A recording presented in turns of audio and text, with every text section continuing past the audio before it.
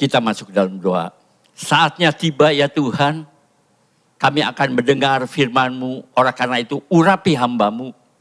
Berbicara melalui mulut hamba-Mu. Sehingga firman Tuhan ini menjadi bekal bagi kami dalam menempuh hidup di tahun 2023.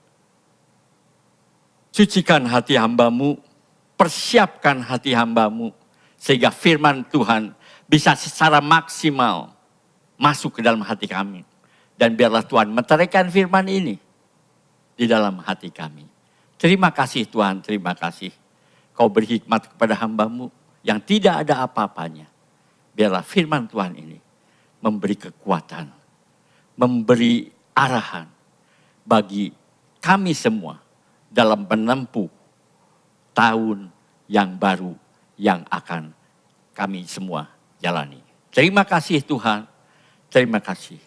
Berbicaralah, kami siap untuk mendengar.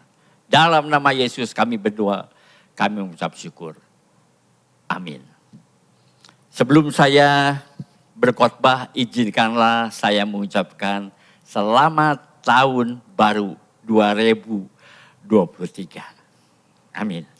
Saya akan memulai khotbah pada awal tahun 2023. Inti dari tema keseluruhan khotbah di Gereja Rehoboth Berea untuk tahun 2023 adalah abide in His love. Abide in His love. In His love kita tahu artinya, yaitu dalam kasih-Nya, dalam kasih Allah yang kita kenal dalam nama Yesus. Tetapi apa artinya abide? Apa artinya abide in His love? Ada beberapa arti daripada abide. Abide artinya tinggal di dalam kasih-Nya. Abide juga berarti hidup di dalam kasih-Nya. Banyak arti. Abide juga artinya mematuhi, artinya taat di dalam kasih-Nya. Abide juga artinya tetap di dalam kasih-Nya. Artinya melekat, nempel terus, tidak pernah lepas di dalam kasih-Nya. Saudara ingat perkataan Yesus dalam perumpamaan pokok anggur yang benar? Saya bacakan di Yohanes 15 ayat 5. Akulah pokok anggur dan kamulah ranting-rantingnya. Barang siapa tinggal di dalam aku dan aku di dalam dia, ia berbuah banyak, sebab di luar aku kamu tidak dapat berbuat apa-apa. Jadi Yesus adalah pokok anggur dan kita adalah ranting-rantingnya. Kalau ranting tidak melekat kepada pokoknya, maka ranting itu akan mati kering.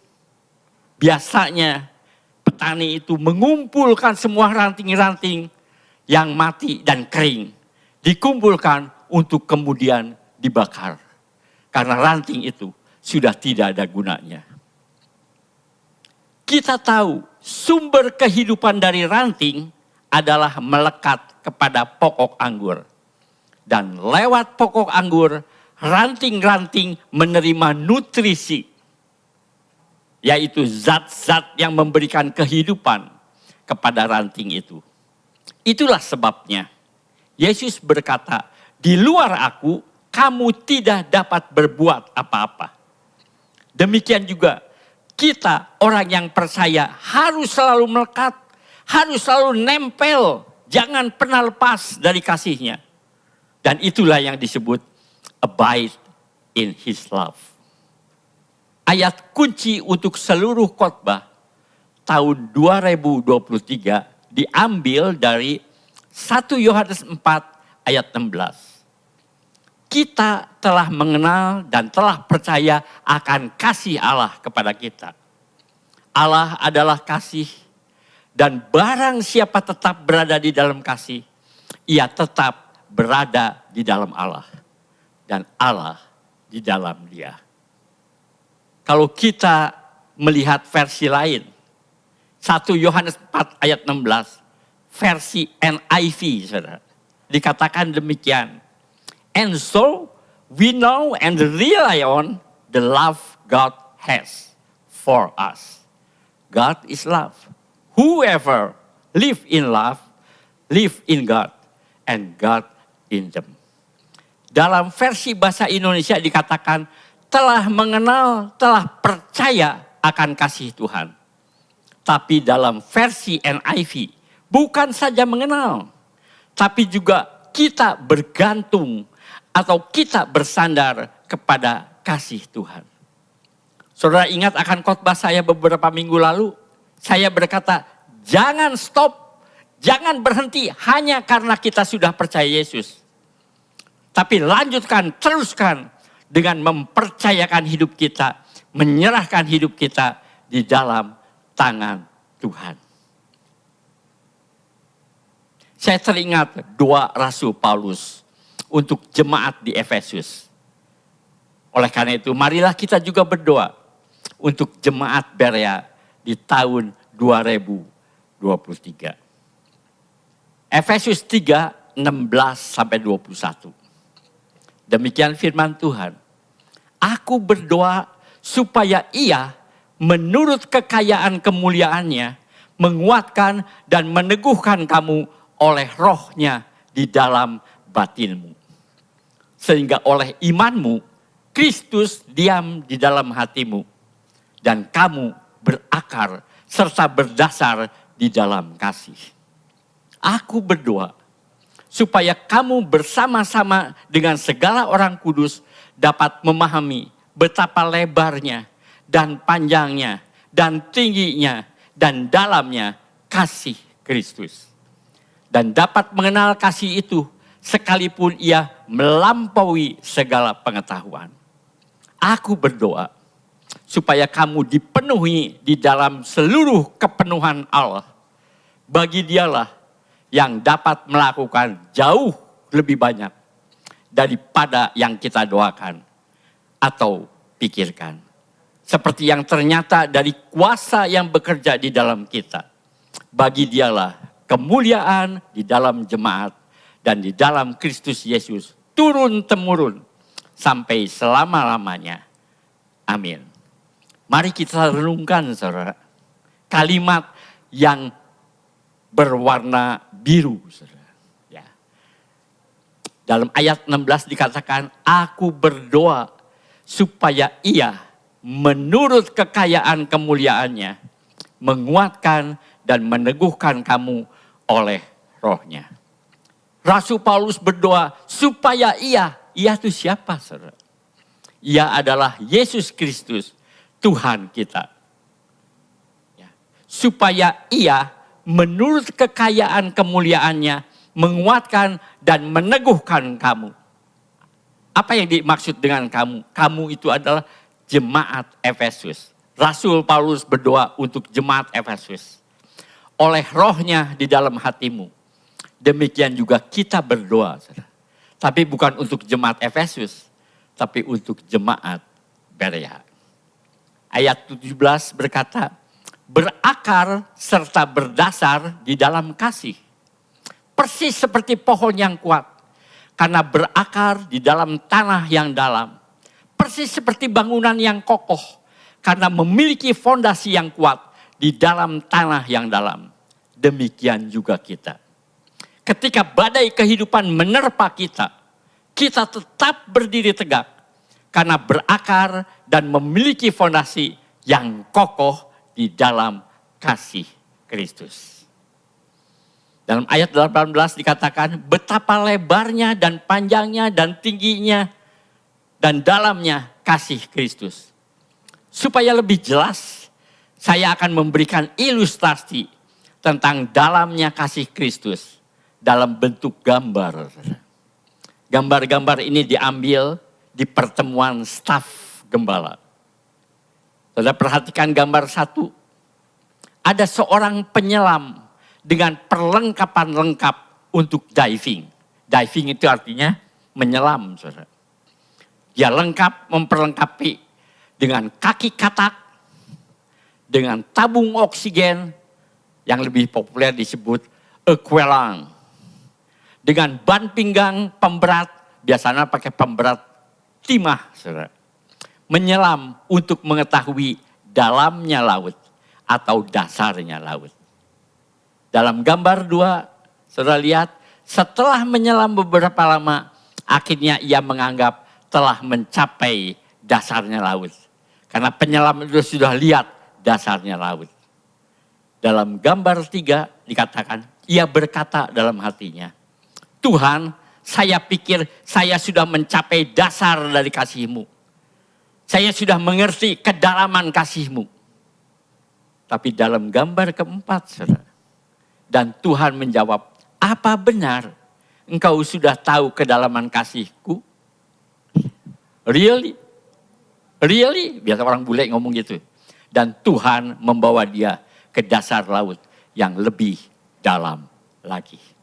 Artinya kita tidak bisa mengukur, tidak bisa membayangkan kedalaman kasih Yesus. Karena kasihnya lebih dalam, lebih luas dari apa yang kita pikirkan. Dari apa yang kita bayangkan. Dalam ayat 19 dikatakan, sekalipun ia melampaui segala pengetahuan. Ia di sini artinya tentang kedalaman kasih Tuhan. Melukiskan kasih Kristus membuat saya kehabisan kata-kata. Saudara ingat khotbah saya hanya bisa mengatakan kasih Allah adalah the greatest love. Artinya tidak ada lagi yang lebih besar. Kasih Allah adalah yang teragung. Kasih Allah adalah yang termulia. Bahkan melampaui segala pengetahuan kita. Dan ayat 20, bagi dialah yang dapat melakukan jauh lebih banyak daripada yang kita doakan atau pikirkan. Berbicara tentang kasih Allah, lebarnya, panjangnya, dan dalamnya kasih Kristus. Sekali lagi, lebih daripada apa yang bisa kita bayangkan. Lebih daripada apa yang bisa kita pikirkan, saudara. Apa tujuan kita? Apa target Gereja Bera untuk tahun 2023? Sehingga kita bisa mengarahkan tujuan kita ke target itu. Secara garis besar ada 2 target, saudara. 1, mengenal Tuhan, mengenal kasih-Nya lebih dalam lagi. Sadarkah saudara, tahu seseorang bukan berarti kenal seseorang. Mengetahui itu bukan berarti mengenal. Misalnya, saudara, Pak Lukas tahu enggak Pak Jokowi? Ya tahu lah. Semua orang juga tahu. Dari anak-anak kecil sampai dengan kakek nenek, sampai dengan opa oma, semua tahu. Dia kan presiden kita. Dia kan presiden Indonesia. Bahkan motonya saja saya tahu. Kerja, kerja, kerja. Setelah mengakhiri dan sukses memimpin G20 di Bali, besoknya dia sudah belusukan lagi ke pasar. Cek harga inilah, harga itulah, harga beras, harga telur, harga daging, harga minyak, dan seterusnya, saudara. Sampai para menterinya berkata, Pak Jokowi itu kalau kerja nggak ada capek-capeknya. Benar, sesuai dengan motonya, kerja, kerja, kerja. Karena begitu banyak hal yang harus dikerjakan. Sehingga Pak Jokowi selalu kerja, kerja, kerja. Nggak ada capeknya, saudara. Saya tahu Pak Jokowi dari koran, dari YouTube, dari internet. Sekali lagi, saya tahu Pak Jokowi. Tapi saya sendiri tidak kenal beliau secara pribadi. Buktinya, saudara, buktinya bahwa saya tidak kenal Pak Jokowi. Tanyakan ke Pak Jokowi, kenal Pak Lukas Laswardi enggak? Jawabnya pasti, yakin, saudara. Siapa Lukas Laswardi? Saya enggak kenal. Kalau benar saya kenal Pak Jokowi, maka Pak Jokowi juga pasti kenal dengan saya. Itulah arti kenal atau mengenal. Kenal atau mengenal artinya saling kenal. Saya ambil dari Yohanes 10 ayat 14 sampai 15. Akulah gembala yang baik dan aku mengenal domba-dombaku dan domba-dombaku mengenal aku. Sama seperti Bapa mengenal aku dan aku mengenal Bapa. Dan aku memberikan nyawaku bagi domba-dombaku. Yesus berkata, aku mengenal domba-dombaku dan domba-dombaku mengenal aku. Jadi mengenal itu artinya saling kenal. Saudara. Demikian juga dengan kita, orang percaya. Jangan hanya tahu tentang Yesus. Tetapi seharusnya lah kita kenal Yesus dan Yesus juga kenal kita. Saling mengenal. Kalau hanya tahu, orang yang beragama lain juga tahu tentang Yesus. Tahu bahwa bagi orang Kristen Yesus itu Tuhan dan Juru Selamat. Bahkan setan pun tahu siapa Yesus. Si setan berkata, Yesus itu adalah anak Allah. Saudara ingat, waktu Yesus tiba di daerah Gadara, datanglah 2 orang yang kerasukan setan. Ya, saudara bisa baca di Matius 28 ayat 29. Dan mereka itu pun berteriak katanya, apa urusanmu dengan kami hai anak Allah? Adakah engkau kemari untuk menyiksa kami sebelum waktunya? Sekali lagi, jangan hanya tahu tentang Yesus. Tapi usahakanlah, upayakan agar kita mengenalnya. Dan juga kasihnya. Lebih dalam dan lebih dalam lagi. Yesus berkata, aku memberikan nyawaku bagi domba-dombaku. Kita tahu hukuman yang tertinggi, hukuman yang terberat adalah hukuman mati. Tidak ada lagi hukuman yang lebih berat daripada itu. Udah mentok saudara. Ya, hukuman yang paling tinggi. Dan Yesus menjalani hukuman itu. Mati menderita di atas kayu salib. Bukan karena salahnya. Bukan karena dosanya. Tapi karena kita. Karena kejahatan kita. Karena dosa kita. Dia menggantikan kita untuk menerima hukuman yang seharusnya kita terima. Karena begitu besar kasihnya kepada kita. Yesus sudah membayar lunas segala hutang dosa kita. Sehingga kita bukan milik kita sendiri. Karena Yesus sudah membayarnya. Kita bukan milik kita sendiri. Tapi kita adalah milik Yesus Kristus. Karena Yesus telah membayar lunas hutang dosa kita. Itulah yang disebut Yesus telah menebus kita. Yang kedua, saudara. Mengalami kehidupan bersama Yesus setiap saat. Ada seorang opah atau seorang kakek, saudara. Yang sangat mengasihi cucunya. Demikian juga dengan cucunya yang juga mengasihi opahnya. Suatu saat opahnya datang ke rumah cucunya. Cucunya sedang santai main mobil-mobilan. Opahnya berkata, ikut opah yuk. Opah mau pergi jalan-jalan. Kamu kan sedang santai. Kamu kan sudah selesai mengerjakan PR sekolah kan? Memangnya opah mau pergi kemana? Mau pergi ke mall? Mau pergi beli es krim? Opah sebenarnya mau pergi kemana sih?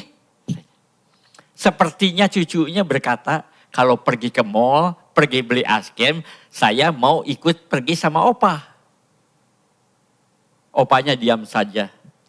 Opahnya menatap cucunya dengan sedih. Kemudian opahnya berbalik. Opahnya pergi sendiri, meninggalkan cucunya. Si cucu melihat terus opahnya. Tiba-tiba ia lari mengejar opahnya. Opah, dede ikut opah. Kemudian ia pegang tangan opahnya sambil melihat opahnya. Rupanya opahnya sedang menangis. Matanya penuh dengan air mata. Si dede merasa sedih dan merasa menyesal. Lalu ia berkata, dede seneng kok kalau jalan sama opah. Dede gak peduli opah mau pergi kemana. Dede tetap ikut. Dede telah merasakan betapa sayang opahnya kepada dirinya. Bukankah kita juga sering ikut Yesus kalau ada maunya? Aku mau ikut Tuhan kalau Tuhan menyembuhkan sakitku. Aku mau ikut Tuhan kalau Tuhan memberkatiku. Aku mau ikut Tuhan kalau Tuhan melunasi seluruh hutangku yang di bank itu. Aku mau ikut Tuhan kalau Tuhan. Pokoknya sih kalau ada keuntungan bagiku. Artinya sebenarnya sih aku tidak mau ikut Tuhan, tapi kalau ada untungnya, aku baru mau ikut Tuhan. Belajarlah dari Dede yang mengasihi opahnya. Ia tidak mau melihat opahnya sedih. Ia tidak mau melihat opahnya menangis. Karena Yesus bahkan telah memberikan lebih daripada apa yang kita harapkan. Yaitu memberikan nyawanya, mengorbankan nyawanya, agar kita tidak binasa, melainkan memperoleh hidup yang kekal. Semua dilakukan karena begitu besar kasihnya kepada kita. Tidak ada kasih yang lebih besar, tidak ada kasih yang lebih dalam, yang lebih luas dari kasih Yesus kepada kita. Sekali lagi saya ulang, tujuan atau target jemaat Berea di tahun 2023. Yang pertama, mengenal Yesus, mengenal kasihnya lebih dalam dan lebih dalam lagi. Bukan hanya tahu, saudara, tapi mengenal. Kalau tahu sih banyak orang yang tahu. Yesus yang lahir di kandang binatang, dibaringkan di palungan, yaitu tempat makan domba, dibungkus kain lamping, hari ulang tahunnya 25 Desember yang disebut Natal. Tetapi kita bukan hanya tahu tentang Yesus, tapi kita harus mengenalnya. Dan Yesus pun mengenal kita. Yang kedua, mengalami kehidupan bersama Yesus setiap saat. Itu yang disebut abide His love. Hidup di dalam kasihnya seperti ranting yang melekat terus kepada pokok anggur. Tidak pernah terlepas, tidak pernah terpisah. Selamanya menempel kepada pokok anggur. Kita adalah rantingnya dan Yesus adalah pokoknya. Kita merupakan unity, kesatuan yang tidak terpisahkan untuk selama-lamanya. Dia di dalam aku dan aku di dalam dia. Amin. Terima kasih Tuhan atas firman-Mu itu. Biarlah mulai tahun 2023 kami lebih mengenal Yesus. Kami lebih mengenal kasih-Nya. Lebih dalam dan lebih dalam lagi. Bukan hanya tahu. Tapi kami mengenal Yesus. Dan Yesus juga mengenal kami. Selanjutnya, biarlah kami mengalami kehidupan bersama Yesus. Bukan saat ini, tapi setiap saat. Setiap saat. Abide His love. Biarlah kita hidup di dalam kasih-Nya. Seperti ranting yang selalu melekat kepada pokok anggur. Terima kasih Tuhan. Sehingga kita merupakan suatu unity. Dia di dalam kami. Dan kami di dalam dia. Terima kasih Tuhan. Biar Engkau meteraikan firman-Mu ke dalam hati kami. Dan biarlah di dalam tahun 2023. Kami mengenal Yesus. Dan Yesus mengenal kami. Dan hidup kami selalu melekat kepada pokok anggur itu. Yaitu Yesus. Terima kasih Tuhan. Terima kasih. Kami akhiri ibadah ini dengan penuh rasa syukur. Hanya dalam satu nama. Yesus Kristus. Juru selamat dan penebus kami yang hidup. Amin.